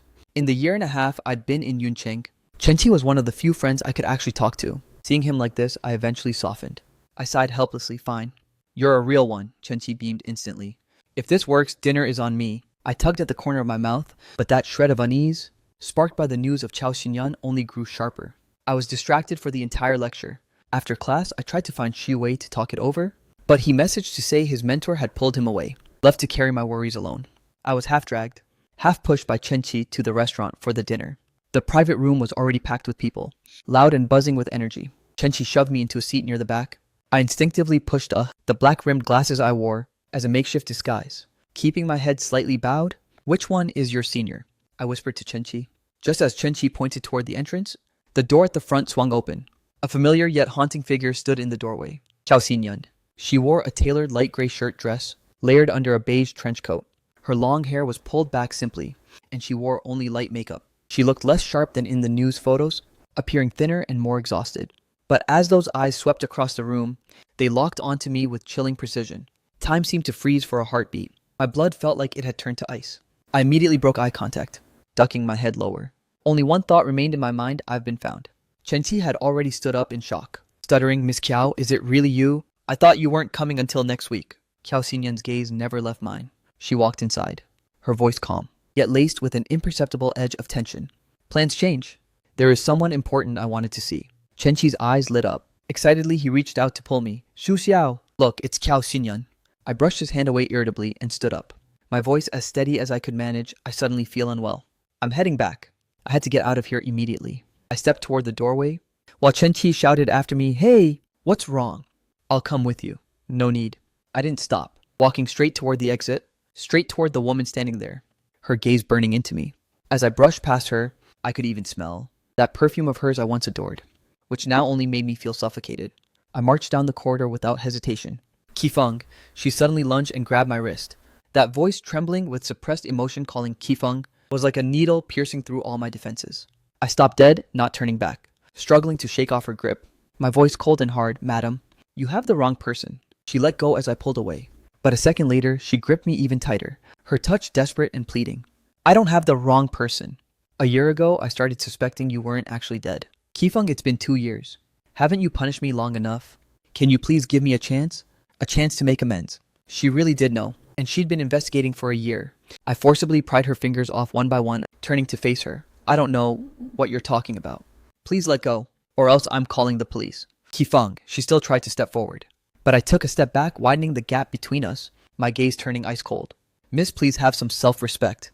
I don't know you, and I have no desire to know you. Stop following me. After saying that, I didn't look back at her face that had turned ghostly pale, or her swaying fragile frame, and turned away, walking off quickly. This time she didn't pursue me, but I could still feel her gaze burning into my back, long after I disappeared around the corner of the stairs. I didn't head back to the apartment I shared with Shiwei, but walked alone to the small park near the campus. I sat on a bench staring at the calm lake, trying to settle the chaos in my mind. My phone vibrated. It was a message from Shiwei asking how the dinner went. I replied simply, ran into Chao Xinyan. I'm fine, I'll be back later. No sooner had I put the phone down than it rang, an unfamiliar local number. I hesitated for a moment, then answered. Is this Mr. Xu Xiao? This is the emergency department of Yuncheng First Hospital. Miss Chao Xinyan fainted and was brought in. She only listed you as her emergency contact. Is it possible for you to come by? Hospital fainted, I gripped the phone. A flash of irritation crossing my heart. Another pity play. With her resources colluding with the hospital, to trick me into showing up would be effortless. I don't know any Miss Chiao. You've got the wrong number. I hung up coldly. They called back immediately. As it rang for the third time after I hung up, I stared at the persistent number and eventually pressed answer. This time, a young nurse's voice came through thick with tears. Mr. Su, please just come by for a moment. Ms. Chiao has been calling your name while unconscious. We really can't get in touch with any of her other family or friends, and her condition isn't looking good. Please just show some mercy and come take a look. Even just signing a consent form would help. Her desperation didn't seem like an act, and to think Chao Xinyan only listed me as her emergency contact. It's exactly the kind of thing she'd do. Obsessive and utterly absurd. I remained silent for a few seconds, before letting out a long, heavy sigh. Send me the address. The hospital room reeked of antiseptic. Chao Xinyan lay on the hospital bed, her complexion so pale it was nearly translucent. An IV drip was taped to the back of her hand. She appeared to be asleep, yet her brows were knit tightly in pain. Her lips were parched and cracked, with heavy dark shadows beneath her eyes. She looked even more ravaged than when I saw her at the dinner. I stood at the doorway, unable to step inside. The nurse whispered that it was acute gastric hemorrhage caused by excessive alcohol consumption, compounded by long-term irregular eating habits. She was already in shock when she was rushed in. Thankfully, they stabilized her just in time. Excessive alcohol consumption. The Chao Xinyan I remember was disciplined to a fault. Seemingly sensing someone nearby, the patient on the bed felt her eyelashes flutter, and she slowly cracked her eyes open. When she caught sight of me at the door, her clouded gaze instantly sharpened, bursting with intense radiance. Kifeng! She struggled to sit upright, tugging at the IV line in her hand. A bead of blood immediately welled up. I frowned, and took 2 steps forward to press the call button. You really came to see me? She ignored the blood on her hand, just gazing at me greedily, her voice, hoarse and impossibly weak, filled with a fragile, disbelieving joy. I thought you'd never speak to me again. The hospital called me 3 times. I stayed in my tone detached and clinical, keeping my gaze fixed out the window. Why am I the only one in your emergency contacts? Chao Xinyan froze for a second, her eyes dimming. What was it? Only you? Because I have no one but you. She braced her fragile body, looking at me with desperate intensity. Kifeng, we aren't over, are we? We weren't 2 years ago, and we aren't now. We can have a fresh start. You love Yuncheng, and I can settle down here too. I'll slowly shift the company's focus over here. Just give me a chance. Let me prove that I truly love you. Only you. She suddenly remembered something. A glimmer of light igniting in her eyes, as if clutching a lifeline. I renovated the villa in Jiangcheng and planted your favorite sunflowers in the front yard. I've been saving all of last year's seeds. They dried out perfectly, whenever you want to go back and see them. I'll take you, okay? Sunflowers?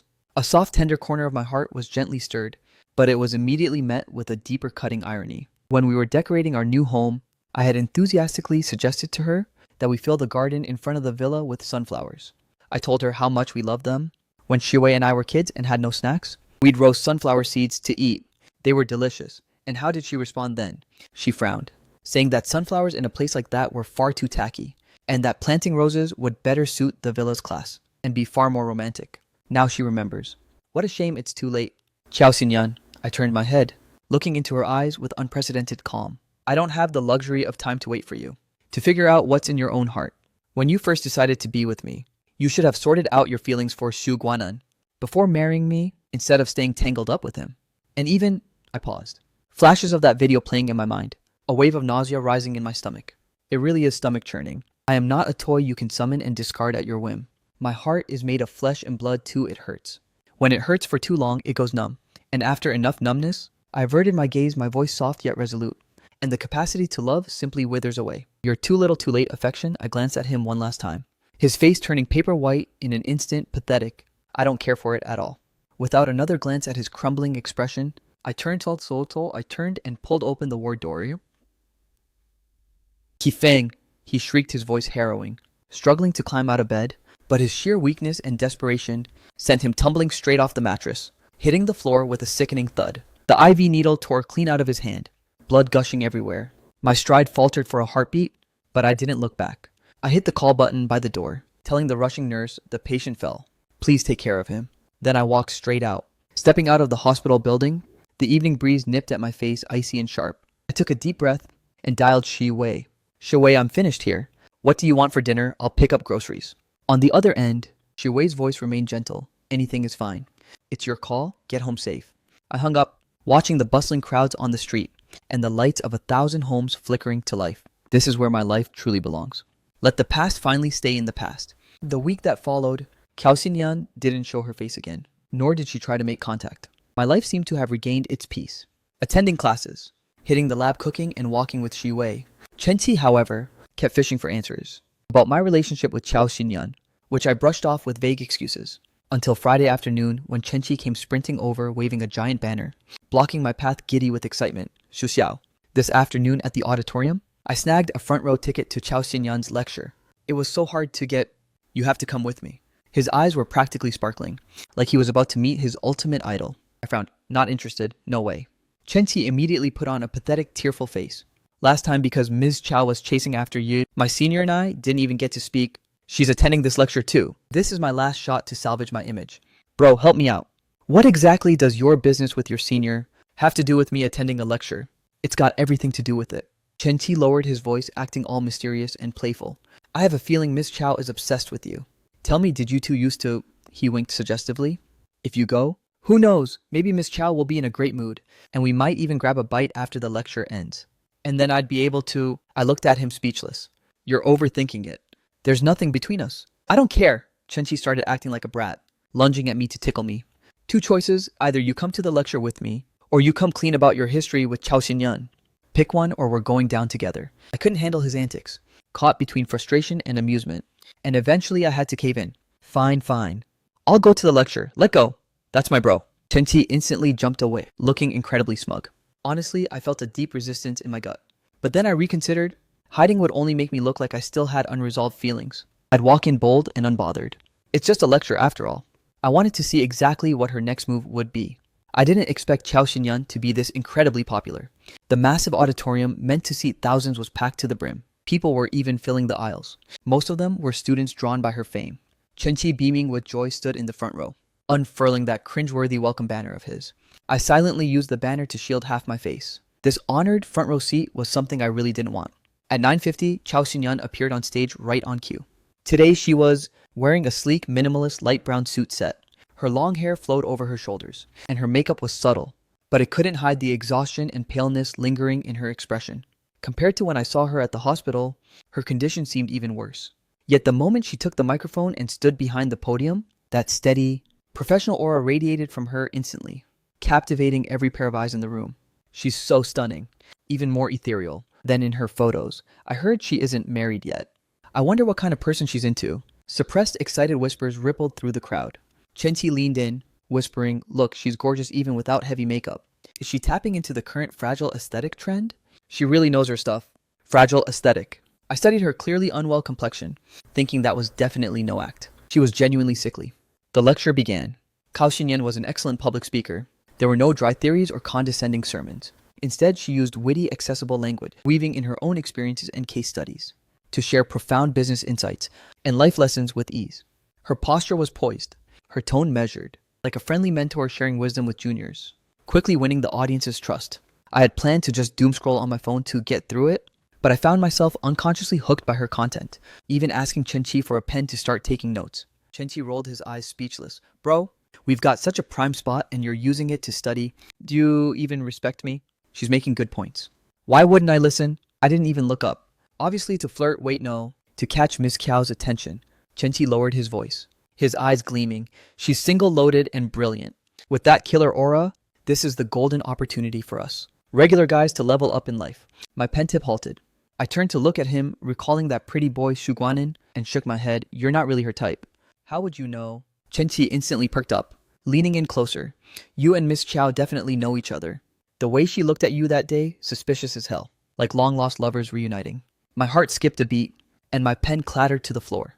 Just as I was about to defend myself, Cao Xinyan's voice rang out from the stage. For the remaining time, feel free to ask any questions. The moment she finished, a sea of arms shot up throughout the hall. Chen-Chi waved his hand frantically. Miss Kiao, over here, I've got a question. Cao Xinyan's gaze swept across the room, lingered on me for a split second, then landed on Chen-Chi.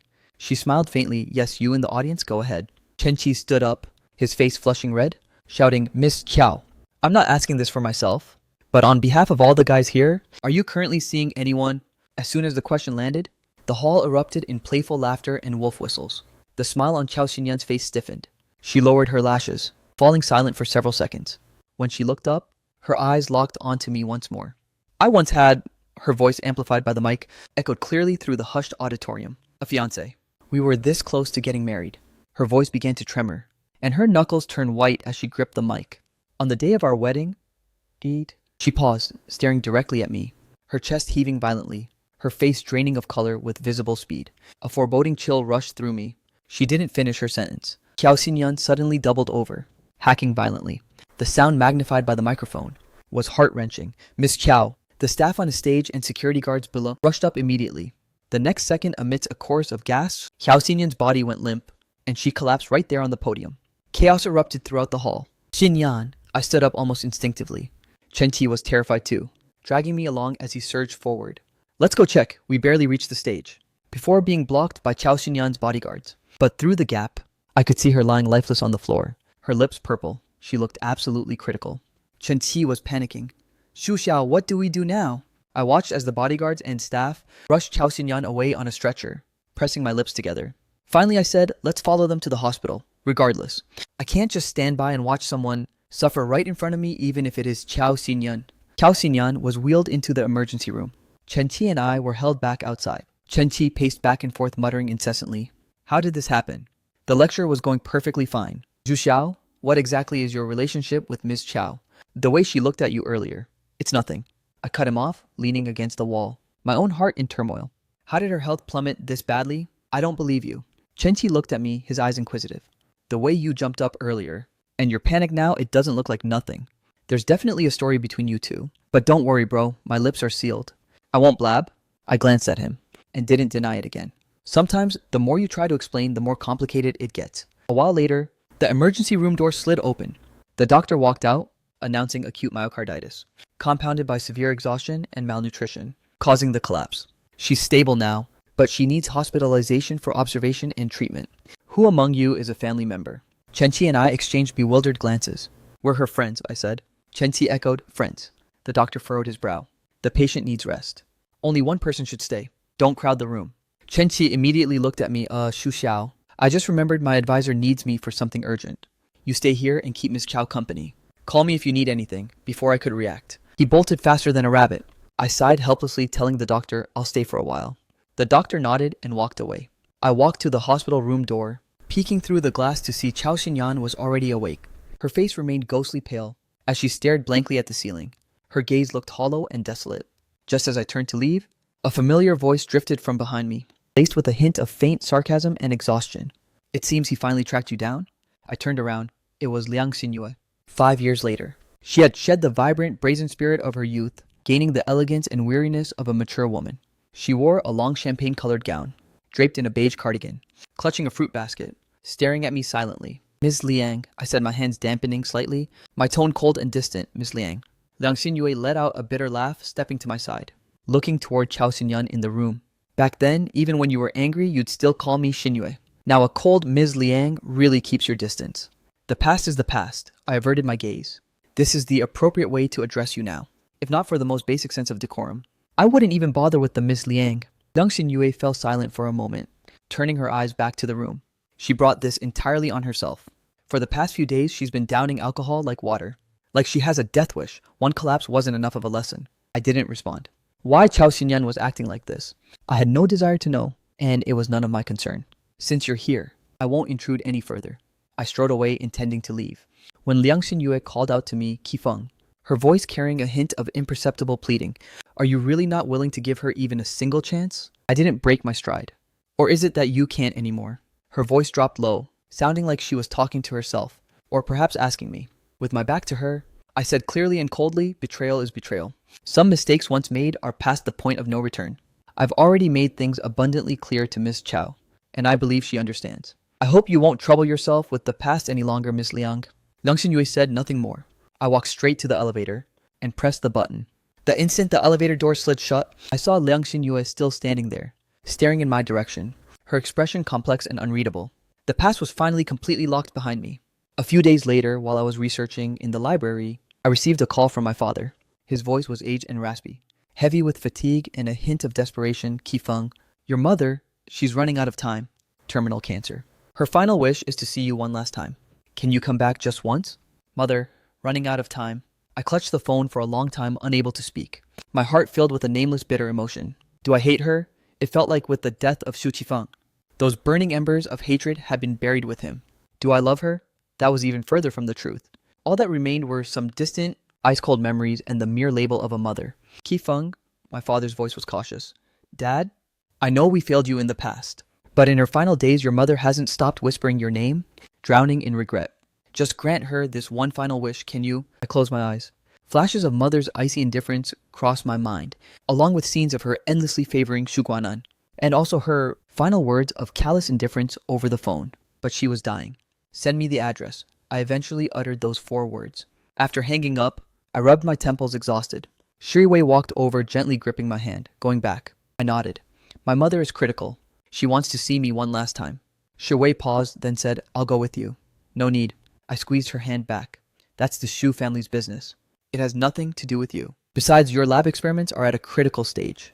Don't let this hold you back. I'll be back before you know it. Shiriwei looked at me, her gaze soft and anxious. Then take care of yourself. Call me anytime if something happens. I promise. I booked the fastest flight back to Jiangcheng. By the time the plane touched down, Jiangcheng was draped in a light misty rain. The sky was somber and gray, much like my lingering memories of this city. I didn't notify anyone. Instead, taking a cab directly to the address my father sent, an upscale private hospital. As I pushed open the ward door, the stifling scent of antiseptic and decay hit me like a wall. On the hospital bed, my mother, once elegant and cruel, was now withered and skeletal, hooked up to an oxygen mask. Only the shallow rise and fall of her chest proved she was still alive. My father sat bedside, clutching her hand. He looked as if he'd aged 10 years overnight. Meanwhile, Shu Guanan stood by the window, watching me with a dark, thunderous expression. Seeing me enter, my father's eyes lit up, and he stood up immediately. Qifeng, you're back. Mother seemed to register the commotion too, struggling to open her clouded eyes toward the door. When she realized it was me, a strange sharp glint ignited in her eyes. A rattling sound escaped her throat as she fought to lift her hand. My father quickly steadied her, guiding her hand toward me. I stood frozen in place, looking down at the woman who gave me life, yet brought me nothing but endless suffering. My heart was a barren, empty wasteland of calm. Mother's hand lifted weakly, then fell, tears streaming from the corners of her eyes. She summoned every ounce of strength, speaking in fragmented gasps, her voice raspy and faint. Qifeng, I'm so sorry. It was Mom who lost you. It was Mom who caused you to suffer so much when you returned. I never treated you well. Mom was terrified. I knew it was my negligence that lost you. I was afraid you would hate me, so I didn't dare be kind to you. Liang Xinyue Guanan, Mom was so foolish. I thought forcing a marriage would be better for both families. I wronged you. Mom isn't a good mother. Mean-spirited, superstitious, and weak-willed. After you died, Mom wouldn't let you stay. I was such a bastard. Mom was terrified, but finding out you weren't dead, Mom was so overjoyed, thinking I had a chance to make amends. But heaven isn't giving me that chance anymore. She panted for ages after every word, tears gushing even harder. Her eyes were filled with a desperate, pathetic plea. Qifeng, everything in the Shu family belongs to you. You are Mom's only biological son. Will you forgive Mom? In my next life, Mom will surely dote on you. I listened in silence, my face devoid of expression. To me, this late-stage repentance sounded more like a desperate attempt to seek absolution and ease her own conscience before death. She might have been a fraction sincere, but more than that, I feared it was just dread for the sins of her past. She just wanted to find peace before she kicked the bucket. Zhu Guanan, listening from the side, saw his expression grow more hideous by the second, his gaze sharp and icy. Su Qifeng, he suddenly let out a cold, sharp laugh, interrupting Mother. You don't actually believe this garbage, do you? If she was truly sorry, where has she been all this time? Was the last decade of cold shoulders and favoritism a lie? She's just terrified because she's dying. She's committed too many sins, and she just wants your forgiveness. To die with a clean conscience. He turned to Mother. Her voice was dripping with venom, and the Shu family is nothing but a hollow shell now, long since crushed to the brink of bankruptcy by Chao Xinyan. And now you claim you'll give everything to Su Qifeng. Who was it back then swearing up and down, everything in the Shu family belongs to me? Zhao Yawen, you've deceived me for all these years. Does your conscience not eat at you? Dad whirled around fuming, and slapped Zhu Guanan hard across the face. Is that any way to speak to your mother? Have we ever mistreated you all these years? We poured all our love into you, and yet you have the audacity to say something like this. You ungrateful brat. Zhu Guanan clutched his face, his eyes overflowing with malice. Poured all your love into me, so you give all the money to Su Qifeng. You were the ones who adopted me. You were the ones who insisted on pampering me. I don't give a damn about your love. I want the money. I want everything I'm owed. I am a son of the Shu family too. I have a right to the inheritance. Even if it's not all mine, we should split it evenly. Mother trembled uncontrollably with rage, pointing at Zhu Guanan, unable to catch her breath. The monitor suddenly shrieked with a piercing alarm. The rhythm instantly flatlined into a straight line. Yawen, Yawen. Father lunged at the bedside, shouting in a blind panic. Doctors and nurses burst in, scrambling to resuscitate her. I stood on the sidelines, watching the chaotic scene, feeling nothing but a profound, hollow sense of absurdity. This was my family. In the end, resuscitation failed. Mother was dead. The funeral was austere, and honestly quite desolate. The Shu family was a shadow of its former glory. With the tree fallen, the monkeys scattered. Barely anyone came to pay respects. As Su Qifeng, I mechanically went through all the motions, from picking up the ashes to the burial. Father fainted several times from grief, as if his very soul had been ripped out in an instant. Qiao Xinyan came too. Clad in black, without a trace of makeup, she stood far off on the periphery of the crowd. She didn't approach, just watching quietly from afar. Her gaze occasionally drifted to me, complex and impossible to decipher. Zhu Guanan was a no-show at the funeral. Word is, Father threw him out of the house, and pulled his final strings, to banish him from ever showing his face in public. During the burial, Father knelt before the gravestone, sobbing uncontrollably. He rambled to the tombstone. Yawen, look at this. It's our son who's seeing you off. You were right. Fame and fortune are just fleeting clouds. From now on, I'm handing the company to Qifeng. It's time I return to that small town where we first met. It won't be long before I come to join you. As the funeral concluded, and the guests drifted away, Father shuffled over trembling and clutched my hand. That pair of eyes, once sharp and shrewd, were now clouded, swirling with a desperate plea. Qifeng, your mom and I failed you in the past. Now that your mother is gone too, we're the only family left in the Shu clan. Won't you stay? The company needs you, and this family needs you too. I looked at this man who overnight seemed to have completely crumbled. My biological father. I felt neither hate nor love for him, just a lingering sense of pity. I gently but firmly pulled my hand away. Dad, I said, uttering the title calmly for the first time. I want none of the Shu family's legacy. Father froze in shock. 2 years ago, when I died, I left everything here behind. I gazed toward the gloomy distant sky. Now, I have someone I need to cherish and protect. They are waiting for me. Father's eyes dimmed instantly, filled with crushing disappointment and grief. Then, will you ever come back to visit your dad?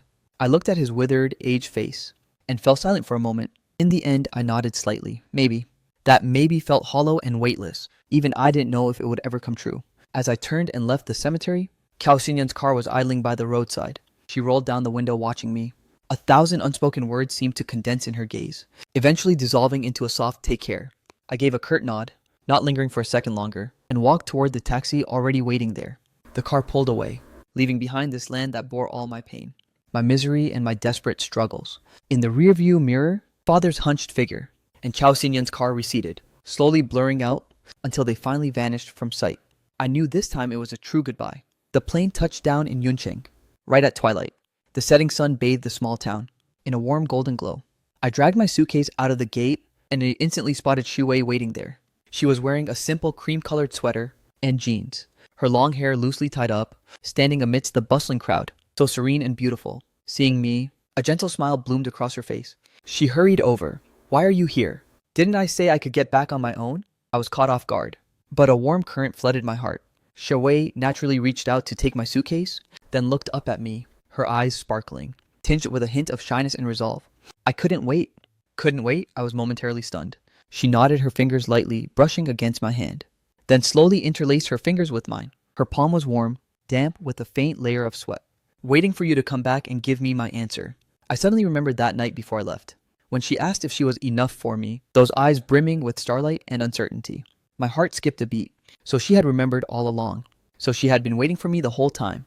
I opened my mouth, a bit flustered. I was still planning to mull it over properly on the flight back. But Shui tightened her grip on my hand, squeezing just a little harder, her tone laced with a rare playful grievance. Jukifeng, how much longer are you going to think about it? Is there a probation period? Stop torturing me, okay? Just give me an official title. The words official title felt like a feather, softly tickling my heart. I looked at the face before me, the one that accompanied me through my darkest years. The face that gave me a new beginning and warmth. Seeing the unmasked anticipation and deep affection in her eyes, all my insecurities suddenly evaporated into thin air. In this lifetime, how many people like this who never leave your side can you possibly meet? What reason was there not to grasp the happiness right in front of me? I squeezed her hand back, interlocking our fingers. And then amidst her look of mild surprise, I reached out with my other hand and gently pulled her into my embrace. Her body stiffened for a fleeting second, before melting immediately, nestling obediently against my chest. I inhaled the fresh herbal scent from her hair, and felt her heartbeat quickening. Shui, I murmured, lowering my head to her ear, my voice rasping, I'm scared. I'm scared I can't give you the best. Scared that I'll only bring you trouble. I'm scared. I'm not, she interrupted, looking up, her gaze crystal clear and resolute. As long as it's you, I'm not afraid of anything. Those words completely shattered the final defense in my heart. I looked at her, my heart overflowing with indescribable emotion and love. I leaned down and sealed her lips with mine. The airport's chaotic clamor seemed to fade away instantly, leaving only our intertwined heartbeats and breaths in the world. After a long while, I finally pulled away, her cheeks flushed a deep red, her eyes sparkling brilliantly, shyly burying herself back in my arms. Please take care of me from now on, my girlfriend. Shui let out a muffled hum against my chest, but her arms tightened around me even more. The golden hues of the sunset stretched our shadows long, as we clung tightly to one another, never to be separated again.